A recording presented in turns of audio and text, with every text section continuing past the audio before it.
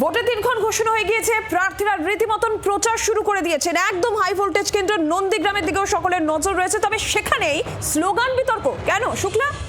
সেখানে একটা কাণ্ড ঘটে গিয়েছে, কারণ আমরা জানি যে দিন কয়েক আগেই পবিত্র কর তিনি দলবদল করেছেন, তাকে প্রার্থী করা হয়েছে হাই ভোল্টেজ কেন্দ্র নন্দীগ্রামে।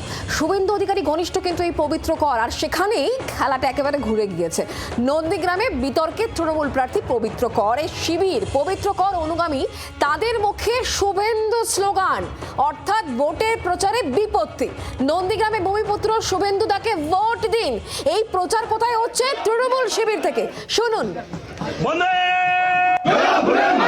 নন্দীগ্রামে ভূমিপুত্র শুভেন্দু দাকে ভোট দেবেন কোনখানে?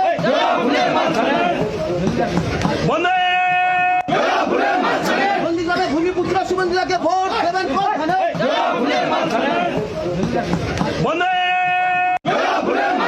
নন্দীগ্রামে ভূমিপুত্র শুভেন্দু দাকে ভোট দেবেন কোনখানে?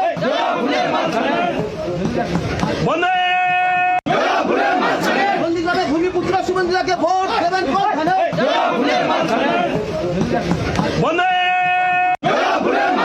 নন্দীগ্রামে ভূমিপুত্র শুভেন্দু দাকে ভোট দেবেন কোনখানে?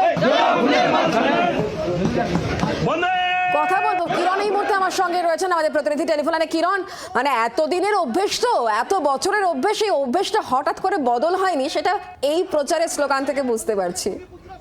একেবারেই দেখো, পবিত্র কর সদ্য বিজেপি থেকে তৃণমূল কংগ্রেসে যোগদান করেছেন, তার সঙ্গে গেছেন কয়েকজন অনুগামী। যখন ভোট প্রচারে বেরিয়েছেন তখন বেরিয়েই স্লোগান দিতে গিয়ে তৃণমূল কর্মীদের সঙ্গে স্লোগান দিতে গিয়ে এবং স্লোগান অন্য দল থেকে এসে তৃণমূলে এসেছি তার প্রমাণ রাখতে হবে এমন ভাবে গলা উঁচিয়ে যখন স্লোগান দিচ্ছেন, তখন কিন্তু সেই শুভেন্দু অধিকারী ধ্যান জ্ঞান অভ্যেসটা কিন্তু থেকেই গেছে। শুধুমাত্র বদল ঘটেছে যেটা স্লোগান সূত্রে রাজনৈতিক মহলে জোর চর্চার কারণ যেটা হয়েছে যে প্রতীকের একটু পরিবর্তন। যখন বিষয়টা রাজনীতি তখন কোনো কিছুই আবার সাদা চোখে দেখা উচিত নয়। মানে এটা অভ্যেসের কারণে ভুল হয়ে গেল নাকি জেনে শুনে ভুল করা হলো, এই প্রশ্ন কি উঠবে না?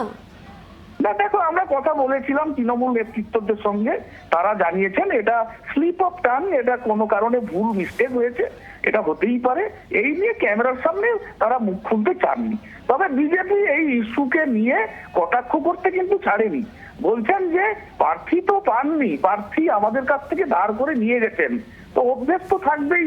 ধ্যান জ্ঞান শুভেন্দু অধিকারীর কাছ থেকে সবকিছু নিয়েছেন, মাটি চোর বলেও তৃণমূল প্রার্থীকে কটাক্ষ করছেন যে তিনি সবকিছু নিয়েছেন শুভেন্দু অধিকারীর কাছ থেকে, তো সেসব ধ্যান জ্ঞান তো থাকবেই।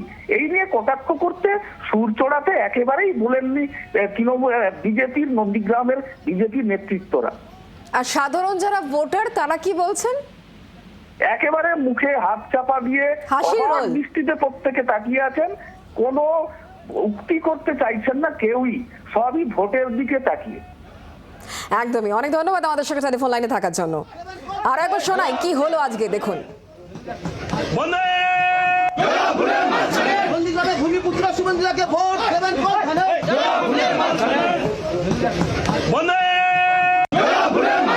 নন্দীগ্রামে ভূমিপুত্র শুভেন্দু দাকে ভোট দেবেন কোনখানে?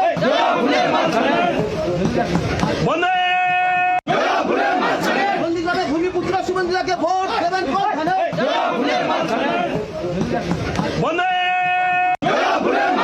নন্দীগ্রামে ভূমিপুত্র শুভেন্দু দাকে ভোট দেবেন কোনখানে?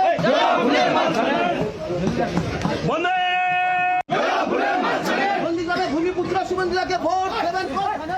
এটাই ঠিক হয়েছিল। আমরা বিষয় নিয়ে কথা বলবো, আমাদের সঙ্গে আছেন বিজেপি নেতা রাহুল সিনহা। রাহুল বাবু, পবিত্র কর তিনি নন্দীগ্রামে তৃণমূল কংগ্রেসের প্রার্থী এবং তিনি তার অনুগামীদের নিয়ে যখন ভোট প্রচারে বেরোলেন সেখান থেকে স্লোগান চললো নন্দীগ্রামে ভূমিপুত্র শুভেন্দু দাকে ভোট দিন। ওই তো ব্যাপার হচ্ছে যে দীর্ঘদিনের যে অভ্যাস, সে অভ্যাস ছাড়তে পারেনি। অতএব যে তৃণমূল যে কতটা মূর্খামি করেছে এটাই তার সবচেয়ে বড় প্রমাণ। সেই জন্যই তো আমি প্রথমে বলেছিলাম যে নন্দীগ্রামে হেরেছে, এখান থেকে পালিয়ে ভবানীপুর গিয়েছে, ভবানীপুরে হারবে, আবার তারপরে যেখানে যাবে সেখানে গিয়ে হারিয়ে শুভেন্দু অধিকারী হ্যাট্রিক করবে। অতএব এই হচ্ছে তৃণমূলের দূরদর্শিতা, এই হচ্ছে তৃণমূলের অবস্থা। অতএব তৃণমূল যে নন্দীগ্রাম থেকে শুরু করে সারা বাংলায় হারতে চলেছে, এই ঘটনাই তার সবচেয়ে বড় প্রমাণ। বাংলার আওয়াজ, বাঙালির আবেগ, জি 24 ঘন্টা।